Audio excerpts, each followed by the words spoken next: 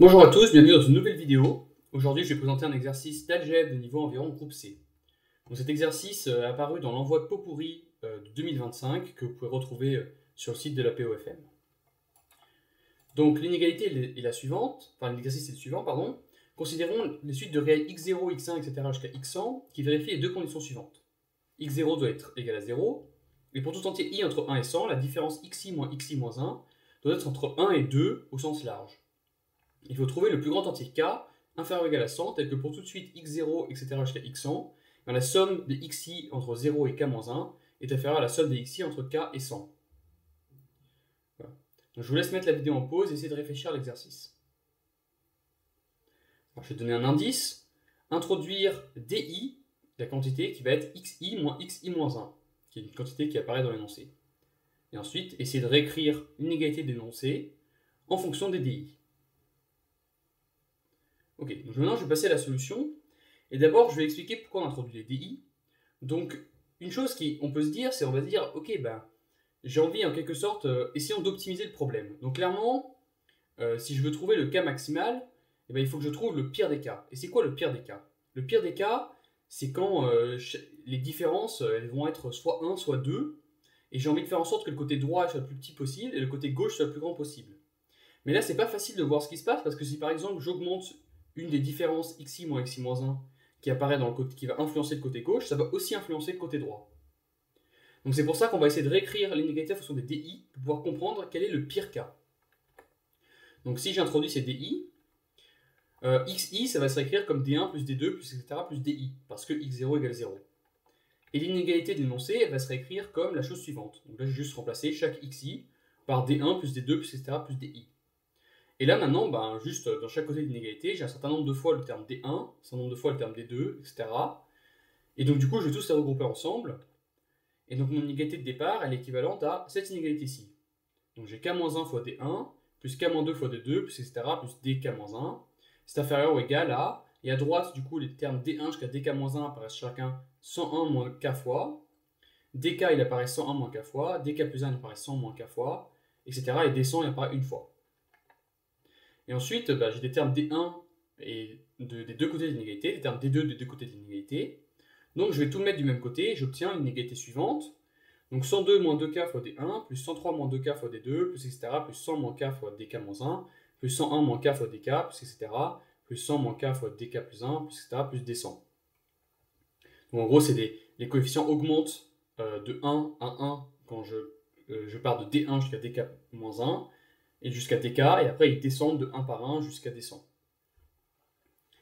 Et donc là, on va se dire, ok, mais pour quel cas est-ce que ça c'est toujours positif pour tous les DI qui sont compris entre 1 et 2? Déjà, ce qu'on remarque, c'est qu'il y a plein de coefficients qui sont positifs. Comme k il est inférieur ou égal à 100, 100 moins k c'est positif, 101 moins k c'est positif, etc. 100 moins k c'est positif, et jusqu'à 1 c'est positif. Et les autres coefficients, est-ce qu'ils sont positifs ou négatifs? On va regarder.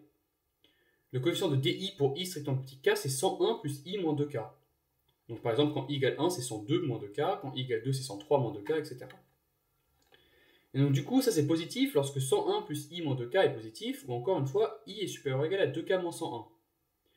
Alors si vous avez réfléchi un peu à l'exercice, vous voyez que k il est bien évidemment supérieur ou égal à 50, parce que dans mon inégalité, x0, x1 jusqu'à xk-1, c'est des nombres qui vont être plus petits que les nombres de xk jusqu'à x100.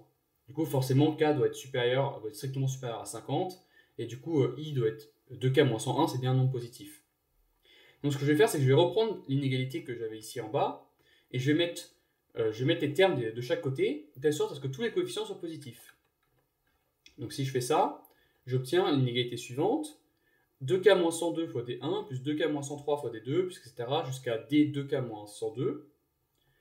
Ensuite, d2k moins 101, il a coefficient 0, donc je l'écris nulle part. Et de l'autre côté, j'ai d2k moins 100 plus 2d2k moins 199, plus etc. Ça monte de 1 à 1 jusqu'à 101 moins k fois dk, et après ça redescend, plus etc. plus 2 fois d99 plus d100. Et maintenant, vous voyez que c'est quoi les conditions d'énoncé? C'est que chaque di est compris entre 1 et 2.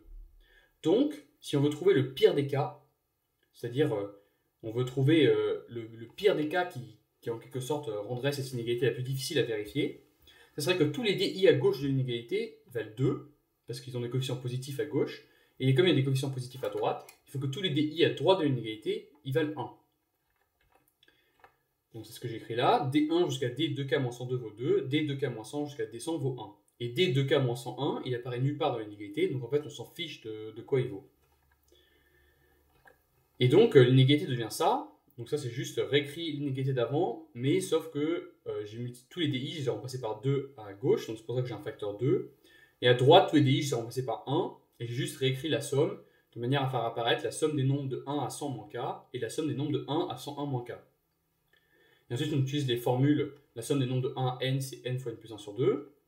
Et donc on obtient cette inégalité, qui serait écrite de cette manière, 2k-102 fois 2k-101 est inférieur ou égal à 101 moins k au carré. Donc là, vous pouvez juste développer, résoudre l'équation, l'inégalité, et vous allez trouver le k maximal. Là, je vais juste donner une stratégie un tout petit peu plus courte qui va permettre de court-circuiter la fin. On remarque en fait que le terme de droite, c'est un carré parfait, et le terme de gauche, il est compris entre deux carrés parfaits consécutifs, qui sont 2k-102 au carré et 2k-101 au carré. D'accord? Parce que c'est 2k-102 fois un truc plus grand que 2k-102, et c'est aussi 2k-101 fois un truc plus petit que 2k-101.